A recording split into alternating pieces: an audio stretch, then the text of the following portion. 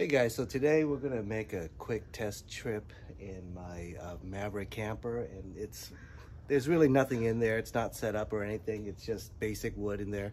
I'm gonna put a blow-up mattress, but I'm just gonna take it out and test it out on a short trip just to see how things go before I take this a little too far. But anyways, let's give it a shot.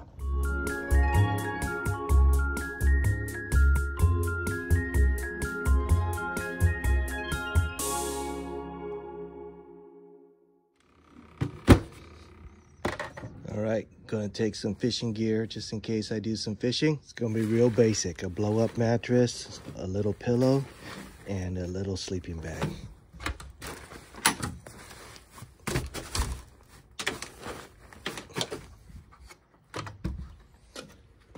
Fully charged power station. Mainly to charge my batteries and run the fridge.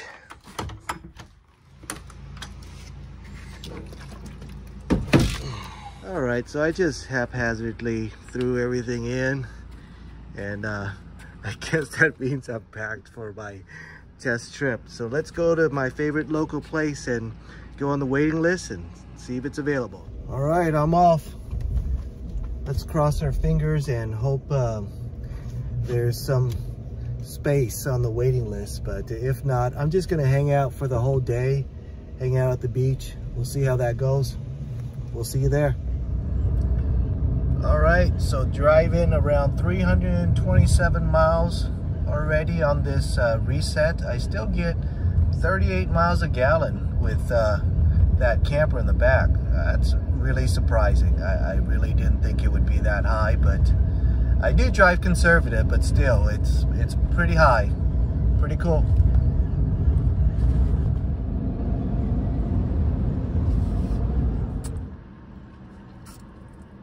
Okay, it says the campground's full, but hopefully we could get on the waiting list. We'll see. All right, unfortunately, they don't take waiting lists anymore, so there's no way for me to get on. So it looks like I'm just gonna hang out at the day use, but that should be plenty of opportunity for me to test out my camping setup and at least enjoy a day here at San Clemente.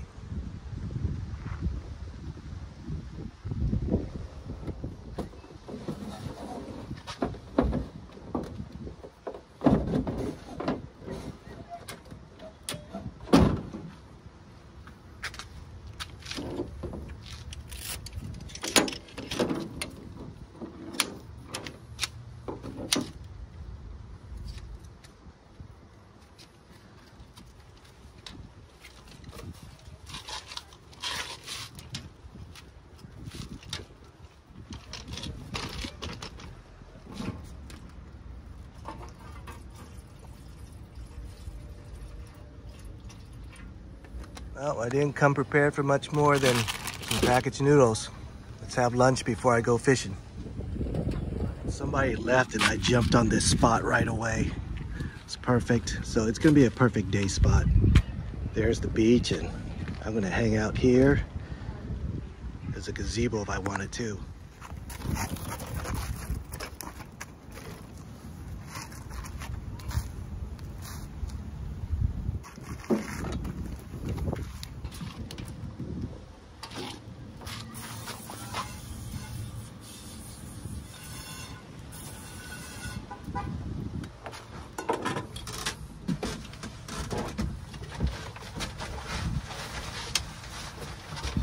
All right, I'm not gonna get to camp here, but I should at least set up my camp and test everything out.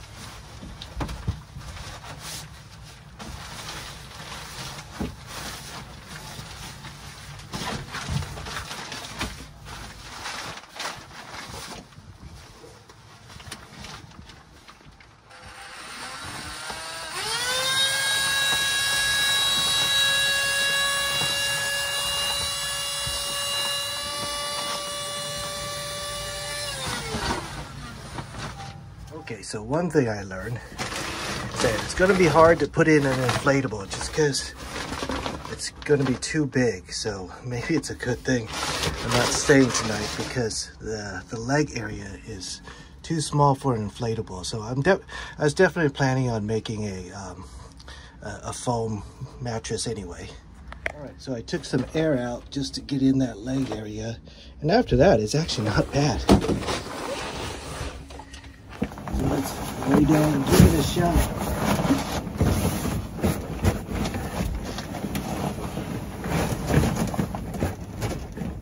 Oh yeah, this is gonna be all right.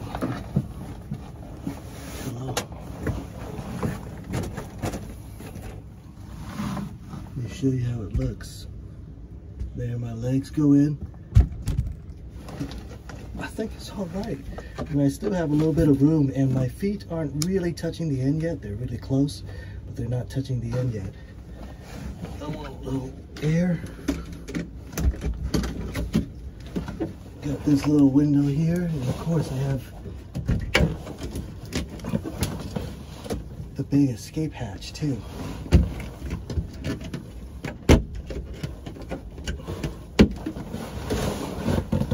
Not too bad. Alright, this is how it looks inside.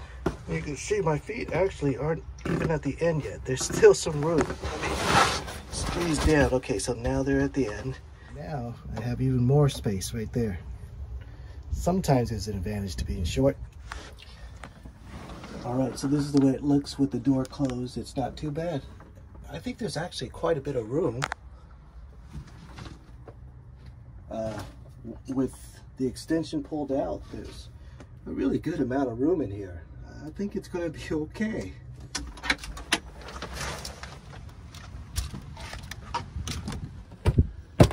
Hot day. That's my view.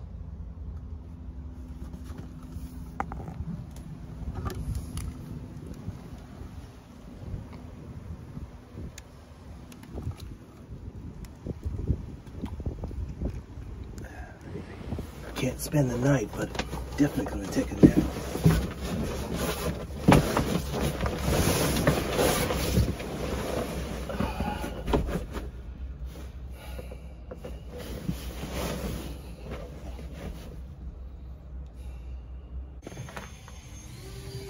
So what if you're on an incline and you want to sleep on the other end where your feet goes? Well,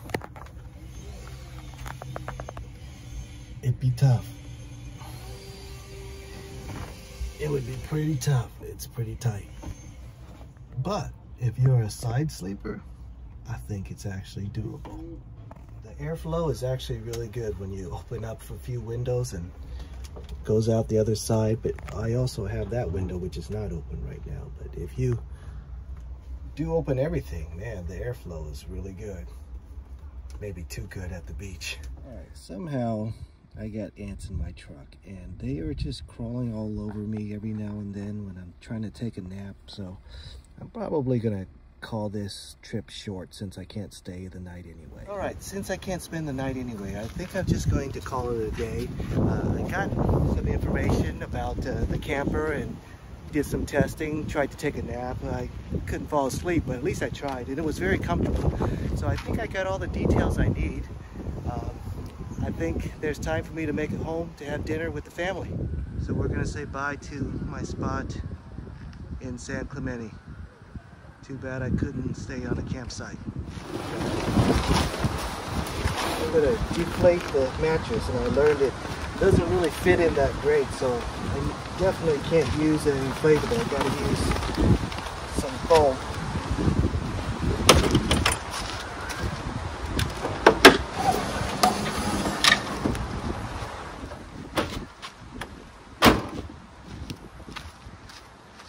Circulation was great, and this hatch is great. It's big enough for me to crawl in and out. Well, you know, in a pinch. But circulation was great. Oh, Jiminy Crickets. A storm came in last night, unexpected storm. So now I'm thinking it was quite the blessing that I didn't get a camping site, because I'm not really prepared for rain yet, and I'll show you why. There's still some water here, but you can see I haven't done any kind of caulking to the trims or anything like that on any of the my stuff. You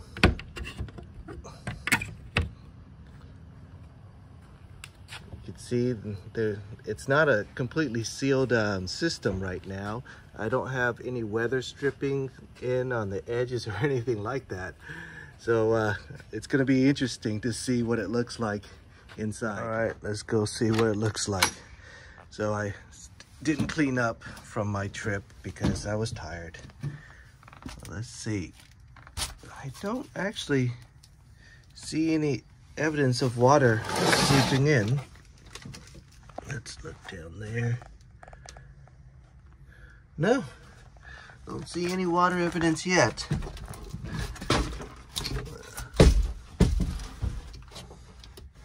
And you could see, you know, there's light escaping because I haven't caulked it yet, but it looks all right.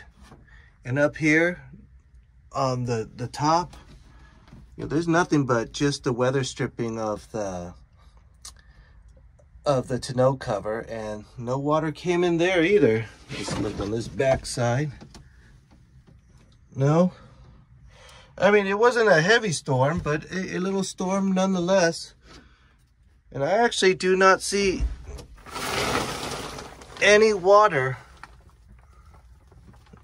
in the camper. So that's a good thing. So when I actually do caulk and weather strip it, I think it's going to be much better. No, don't see anything. Awesome. Check out the RV tape. Man, that RV tape is holding like a champ. I don't see any issues with it. I mean, I don't know how long it'll last, but you know, let's say even if it lasts for 2 years or something like that, it's certainly not too bad. I think it'll last longer, but let's just say, now this, I rubbed it up against my wall my stucco wall when I was installing it. So that's not the tape's fault, that's my fault. But coming along the edges, I think it looks pretty good. So here's a seam right here, and it's still holding up. Not too bad. Okay, one thing that I do need to address that I learned from yesterday is because I have my slide in, you know, very lightweight, as lightweight as possible, and it's just pushed in there, it's not clamped down to anything like that, is that, so my idea, my thought was that when the tailgates close, nothing's going anywhere. It's just not going anywhere. And it's not going anywhere. But let me show you what was happening. So I was very confident that the only way to get this thing out is to open the tailgate and slide it out, or to pull it straight up. And the wind is not going to blow this straight up. But one thing the wind was blowing, one thing the wind was doing was blowing it back when I was driving too fast. And it would lift up like that a little bit. And of course, once the angle catches the edge, it's not going to go anywhere because, again, it's got to go straight up or it's not coming out. It is a little disconcerting to see it move like that. So, you know, it's not going anywhere, but it doesn't give you a comfortable feeling to see your camper move around like that. So I'm going to need to find a way to clamp it down so that it doesn't move at all, so that you feel nice and comfortable. So I did a little bit of test camping yesterday, and you know, for the most part, it was quite the success. I'm really happy with the way it performed and the amount of space that was inside. And I got an unexpected water test too last night with the rain that came in, and it held up really nicely. So I think that the concept that I'm building on is working really well, and I'm going to continue the build. I'm probably going to change the poly wall to wood. And then just use, you know, waterproof paint like I have right here. So I did a little test case right here, and it actually seems to be working out really well. So I'm going to continue with that and remove the poly wall, add a thin plywood facade on it, and then use waterproof paint. And I'm going to caulk it and weather strip it, so it's actually going to be a lot more waterproof than it already is. But for right now, to me, it looks pretty good.